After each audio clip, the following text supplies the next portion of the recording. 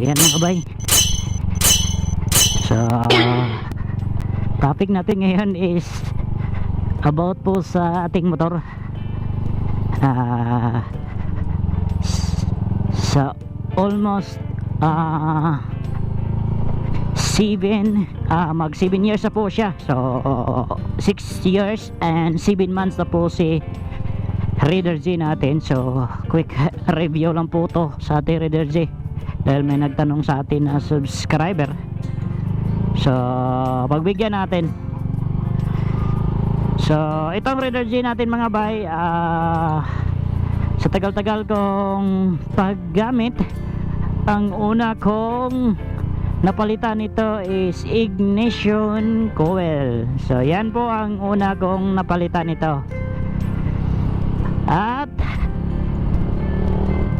pangalawa is yung clutch lining. So nakapalit na po tayo ng isang bisis. Pangatlo is yung ating fuel filter sa ating pump. So nakita nyo sa pump sa ating tangke, di ba, na may fuel doon na parang salaan.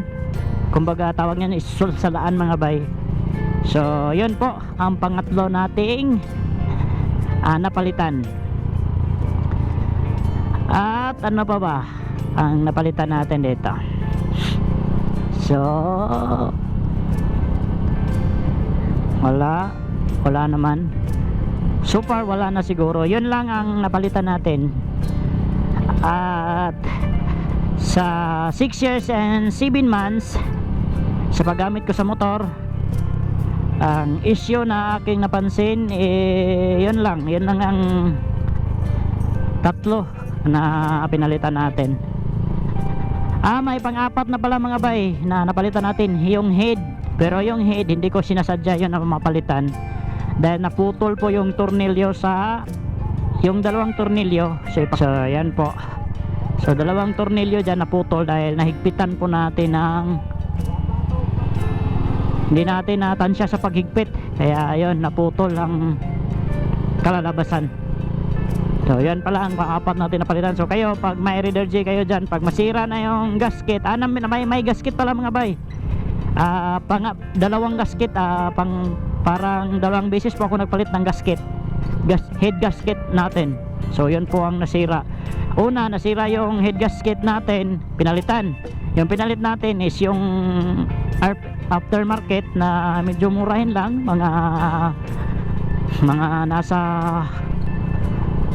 45 plus price nun. Kaya yun ang resulta na naputol po ang ating bolt sa ating head mga bay, na palagi kong hinigpitan dahil may oil na lalabas. So yun pala ang recommended ko sa inyo na head gasket is yung original talaga mga bay. Mag-order po kayo tayo sa Suzuki. So yun, in-order po natin sa Suzuki. Yung pinalit natin lahat mga bay, baka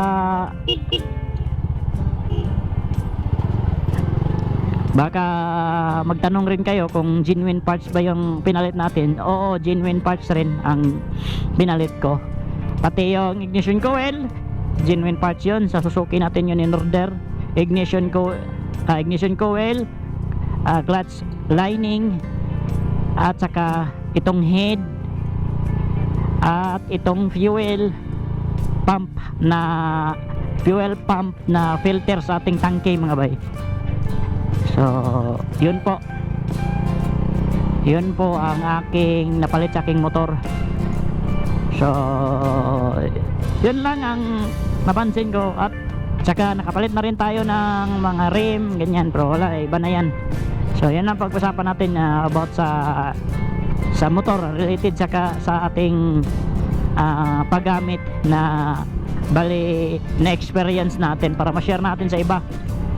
So almost 6 years dumarating na siya ng taon na 6 years and 7 months. Alagang alaga pa rin natin dahil lagi-isa lang po yung motor natin, and nadagaan natin ng maayos. At saka sa performance hindi ako biniti nito mga bay, dahil sa tagal-tagal naming nagsama-sama nito, hindi naman ako pinahiya. Hindi naman tayo nagtutulak. Wala talagang trouble to. So purya buyag lang sa motor natin. So malayo nating nabiyahin ito. Wala ring ano. Pero ang sikreto ko nito mga bay is buwan-buwan talaga mag-change oil. So yan po, importante po yan sa ating motor para maganda siya tignan palagi. Wow, sniper. Bagong sniper mga bayo. Sayang hindi pinunasan.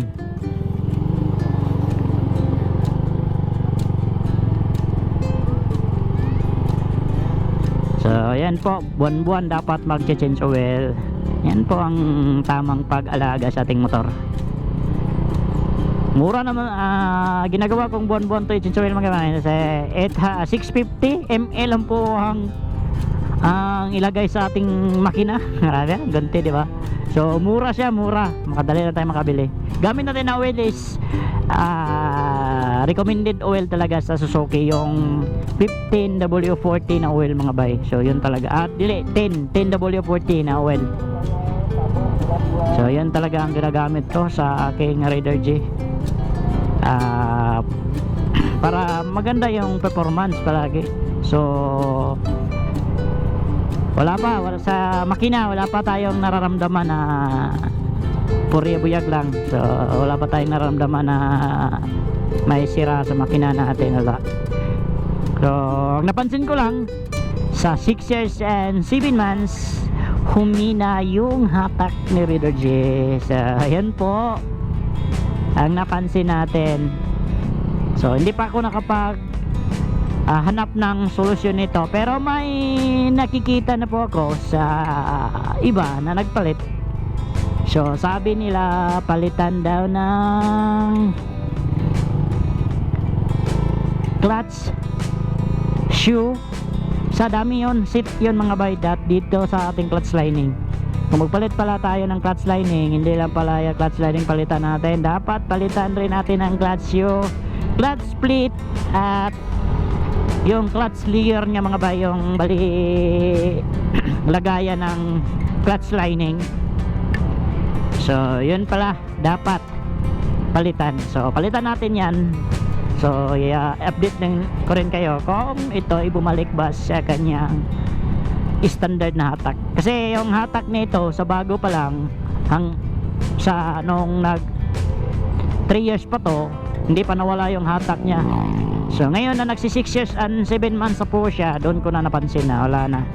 May dulo naman siya, pero sa hatak wala na talaga.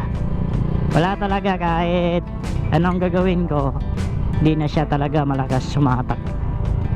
So kawawa na yung Raider G natin. So dyan, pero hindi naman, kung araw-araw lang na gamit, walang problema to. Pag gamitin mo sa karera, yun ang problema, mabibitin ka talaga sa starting ito.